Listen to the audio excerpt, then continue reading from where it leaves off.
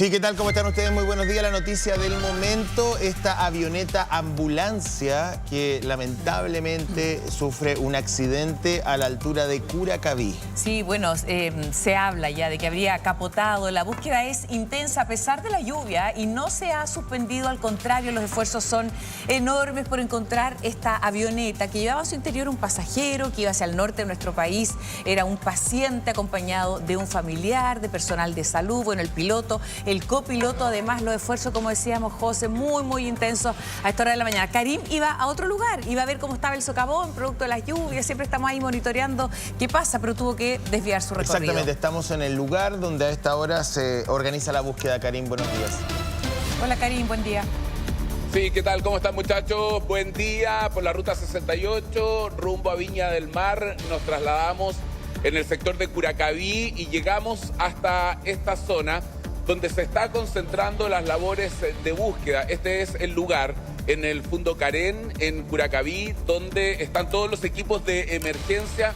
Ustedes pueden ver, hay personal de carabineros, de bomberos, acaba de llegar el delegado presidencial, equipos de emergencia para retomar la búsqueda de esta avioneta. Es un avión ambulancia que capotó ayer pasadas las 19 horas. Despegó del sector del aeropuerto Arturo Merino Benítez.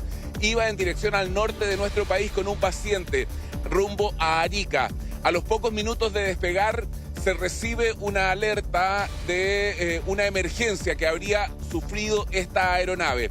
A muy pocos minutos, 11 millas, algunos minutos nada más de vuelo, se registra esta comunicación con la torre de control. El piloto indica que tiene algunos problemas, se determina un aterrizaje de emergencia y es ahí donde se pierde el rastro.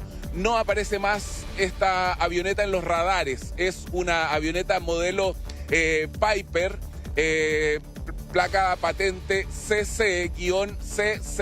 Esa es la placa de esta avioneta.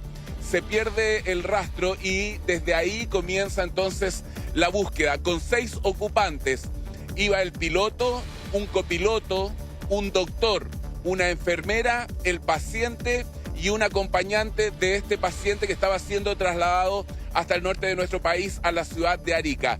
Así que esa es la información que se maneja. Habría sufrido un desperfecto técnico.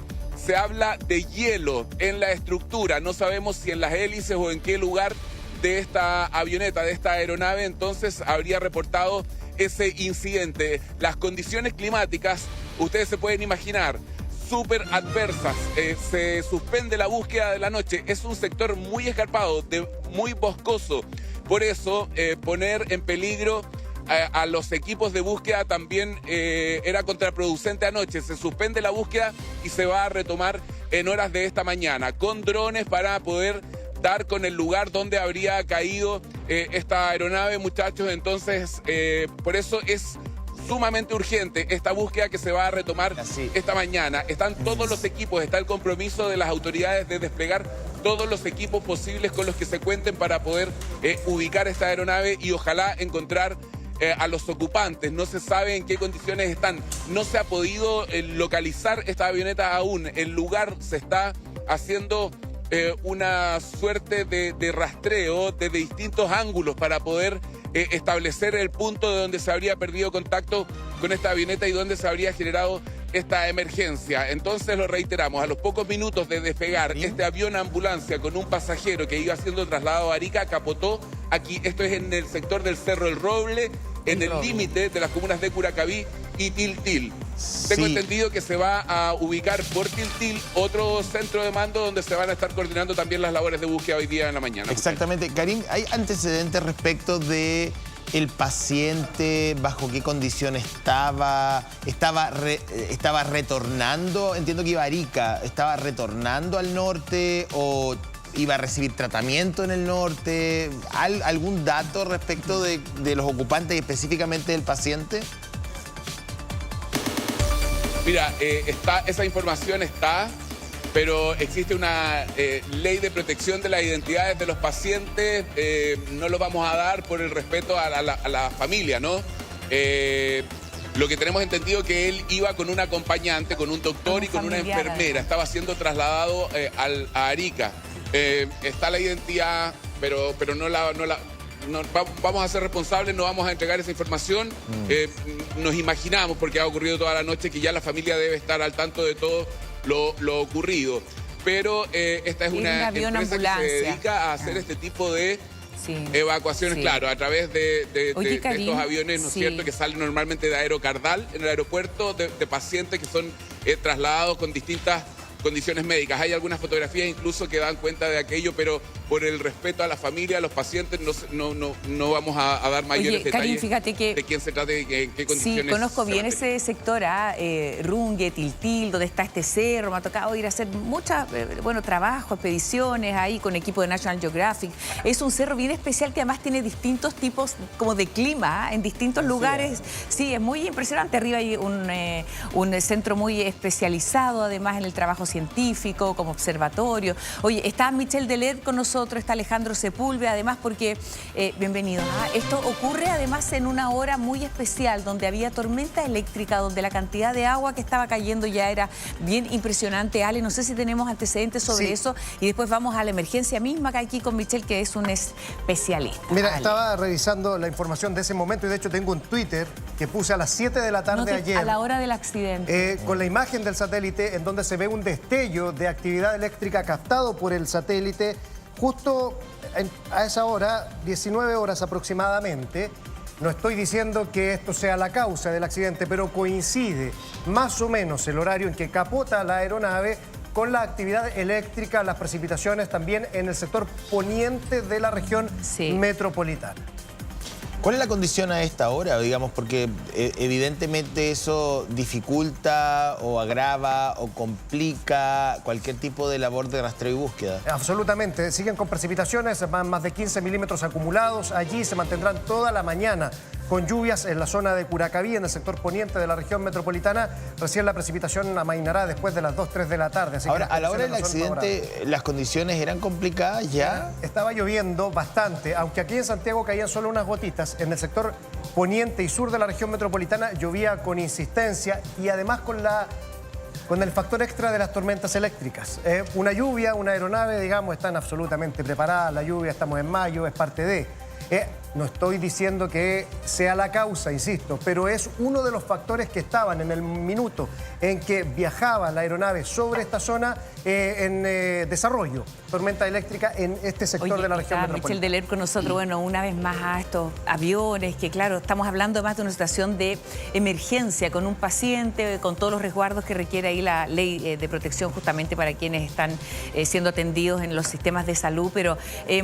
se tenía que hacer ese viaje, ¿no? Era muy necesario, pero ahí uno se da cuenta nuevamente que las turbinas te pueden sacar de una emergencia. Acá estamos hablando de una hélice, en un lugar de muy difícil acceso, Michel, y parece que no había alternativa, tenía que hacerse este viaje. Y yo coincido con Alejandro, que si bien es cierto, más allá de la investigación que se haga, cuáles son las causas, obviamente el contexto ya generaba ciertas complicaciones, ¿no? Incluso además no es lo mismo viajar de día que viajar ya cuando está de noche, independiente que haya vuelo por instrumento, pero las condiciones, claro, no eran... a lo mejor había una condición clínica extrema, no se podía esperar más tiempo. Exactamente. Por eso preguntaba por las características del paciente. Yo entiendo que no se puede revelar la identidad, pero al menos saber, ¿era un paciente oncológico, era un paciente cardíaco, había sido operado y volvía a un postoperatorio, o en realidad estaba recibiendo un tratamiento, no tengo idea, con una asistencia mecánica? O sea, creo que son datos que uno no puede esquivar, digamos. No, ahora complejiza de todas maneras la búsqueda, a pesar de que no se ha suspendido ahí las acciones de rescate, los equipos continúan operativos, sí de manera restringida, porque las condiciones climáticas son complejas, ¿no? Para acceder. Yo creo que hay dos elementos ahí, y quiero tomar un poco lo que sabe José,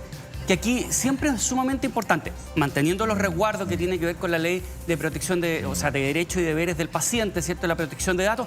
Ese es un tema del dato del paciente, pero aquí es clave también hacer investigaciones, porque eso nos permite establecer aprendizaje para que las cosas no se repitan. Pero uno asume que este tipo de, todo tipo de aeronave tiene pararrayos. O sea, en el caso de que enfrentar una tormenta eléctrica, que es uno de los escenarios posibles, ¿verdad? Uno asume, sobre todo un avión ambulancia, pero entiendo que cualquier aeronave con mayor o menor efectividad, pero tienen pararrayos. O sea, los ¿los aviones son capaces de traspasar y volar entre rayos o no? Sí, tienen esa capacidad. Ahora hay que ver a qué altitud exactamente iba en la zona y si es que se topa con esta nube de tormenta en donde los vientos son muy turbulentos. Cuando tú te topas con una nube de tormenta no solo es la caída o Bueno, la la carga actividad eléctrica no la vimos desde Santiago. pero sí se vio en la zona. O sea, en la zona, Zona en poniente. esa zona, pero no era, digamos, una situación que fuera generalizada en la cuenca, digamos. No, era en esa zona, en el sector poniente sur. Talagante, Maipú, se escucharon los ¿Y truenos. puede un rayo golpear un motor? Estoy pensando, estamos en un escenario a esta hora donde tenemos un margen muy estrecho, ¿no? de especulación, porque no tenemos muchos datos. Pero pensando en el dato que entrega Alejandro, que efectivamente había una tormenta eléctrica localizada en la previa de un sistema frontal que iba a afectar a Santiago, que ya lo está afectando, ¿verdad? Y entendiendo que los aviones tienen pararrayo, pero ¿puede darse la posibilidad de que un rayo golpee un motor, desestabilice una aeronave? Al final estamos hablando de un elemento que es mecánico y por lo tanto incluso una turbulencia podría efectivamente afectar algún elemento mecánico de la aeronave, que además va a depender de dónde esté volando, a la altura en que esté, en el contexto en que esté. El piloto perfectamente también incluso puede perder de una u otra manera algún grado de control o algún elemento, algún instrumento que le permita, no nos olvidemos, está oscuro, que le permita de una u otra manera además orientarse. Entonces, son muchas las condiciones, pero yo coincido con que aquí siempre es importante porque hay otro elemento. ¿Cuál? Es, por ejemplo, lo que tú señalabas, cuán justificado podría haber sido postergado ese viaje, podría no. No lo digo en términos de, lo digo principalmente en términos de aprender para mañana, porque estas son situaciones muy, muy relevantes y los aviones ambulancia y el transporte aeromédico es un elemento sumamente relevante, muy, muy importante. Salva no solamente vidas, aviones. Es que yo asumo que si había un traslado, no tengo idea y no hay muchos detalles y los que hay no se pueden, digamos, difundir, pero asumo que si se toma la decisión de llevar adelante un traslado con un avión ambulancia es porque estábamos en una situación clínica extrema. O sea, quiero pensar eso, digamos, no sé si ustedes comparten esa idea. Te agrego un dato porque me escribe por Twitter Valentina Ibáñez, me dice: hola Alejandro, ayer a eso de las 19 horas venía en vuelo desde el sur, cerca de Santiago, aterrizó como a las 7:16. Me dice, efectivamente nos topamos con una tormenta eléctrica y estuvo duro.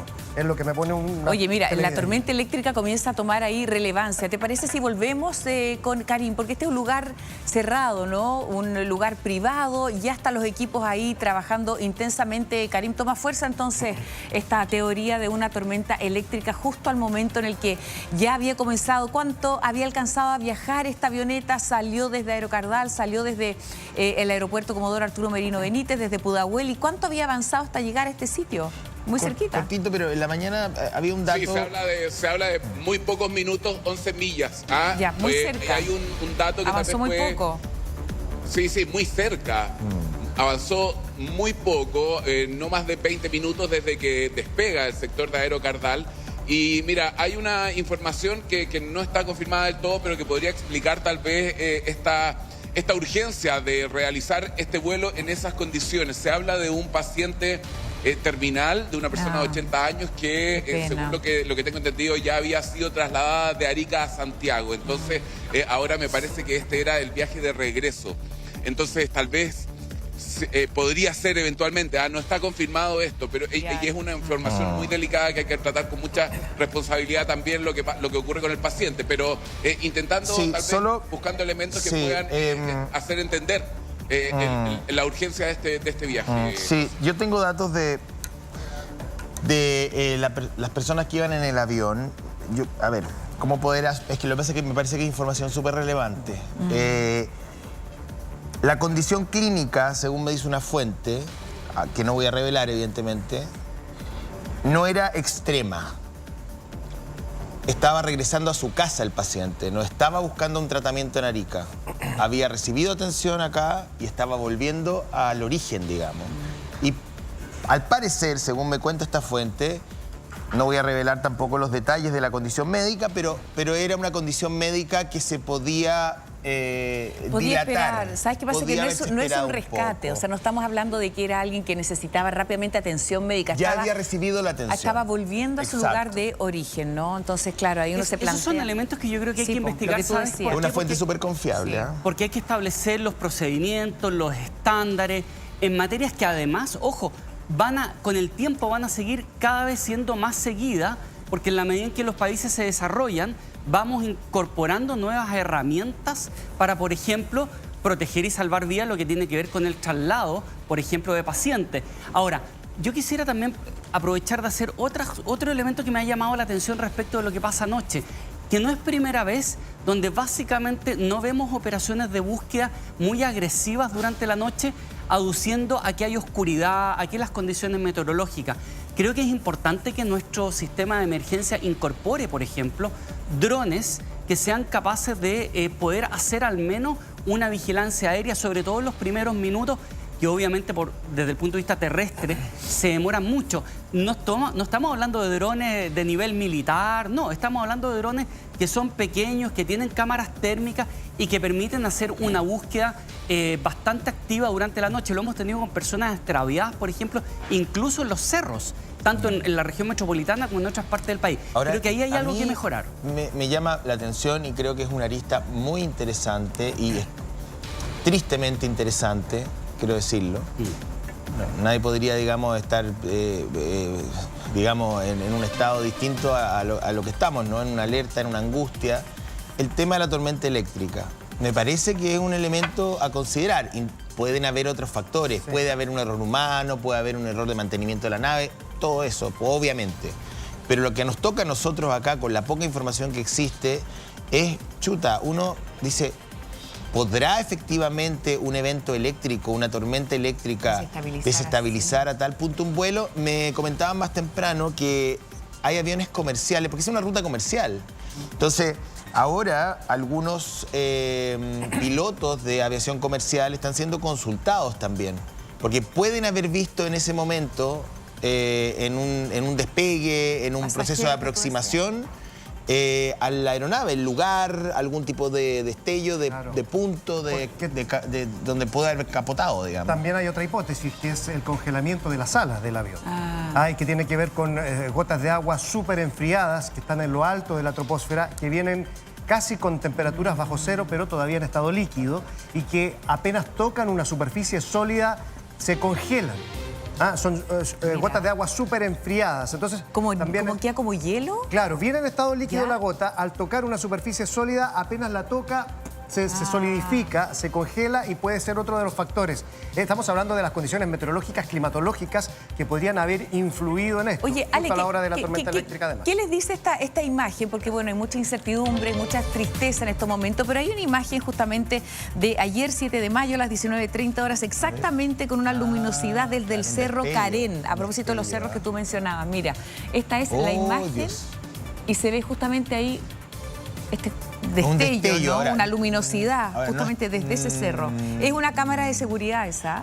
No tenemos detalles a lo que corresponde el destello, pero está en la zona del accidente. Sí, es la hora. Corresponde a la hora, tiene la perspectiva, digamos, del lugar donde está perdida la nave. Claro, coinciden, hay varios elementos visuales. No podemos afirmar, evidentemente, que se trate del accidente o del lugar del accidente, pero hay un asunto ahí que investigar, me imagino. Mira, la orientación de la cámara, José, justamente en esa dirección, o sea, es una cámara además del cuerpo de bomberos, está ahí justo en el sector de Melipilla, apuntando justamente ese sector de Curacaví, entonces coincide. Es una serie de cámaras que se monitorean generalmente los incendios forestales.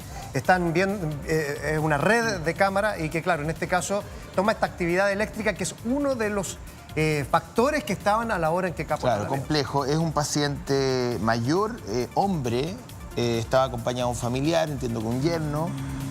Parte de su familia vive fuera del país y está ahora viajando, evidentemente, lo más rápido posible de vuelta a Chile. Había recibido un tratamiento a razón de una condición neurológica en Santiago y estaba, entiendo que regresando a su casa en Arica. Oye, dos teorías entonces, a propósito, fíjate que nos siguen llegando datos, información, ya vamos a presentar al capitán Oscar Valdés en un ratito más, que está aquí con información importante, porque el GOP de Carabineros justamente está participando intensamente en estas labores de búsqueda en los cerros de Curacaví, Lampa. Oye, esto es como el límite, entre Tiltil, está el sector de Rungue, hay distintos lugares ahí, comunas que se están sumando con todo su esfuerzo. Harto escarpado. Es muy difícil, mira, ahí Ale y a lo mejor Michelle también me acompañan, ¿ah? Nuestros guasos queridos de la zona conocen muy bien esa experiencia, ese conocimiento que tienen en terreno, es tremendamente valioso. Yo le decía a José, es un cerro bien especial este que se encuentra ahí, ¿ah? Este Cerro El Roble. Y lamentablemente, como está lloviendo, las condiciones meteorológicas no son favorables, no se pueden, por ejemplo, levantar drones. Claro. Que sería lo ideal, levantar un dron y Para hacer un observar barrido desde el a través del aire con este instrumento.